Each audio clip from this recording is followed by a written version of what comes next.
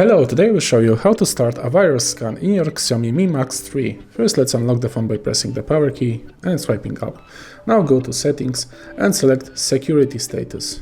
Here, select Google Play Protect.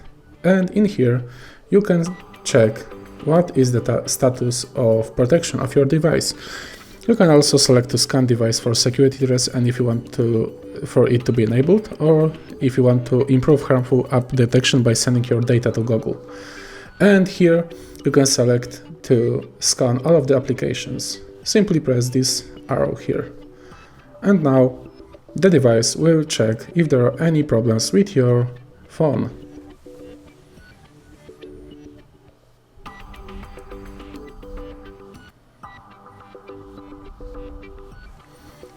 And as you can see, no harmful apps were found. And just like that, we have made a virus scan of our phone. I really hope this video helped you, and if it did, please leave a like and subscribe.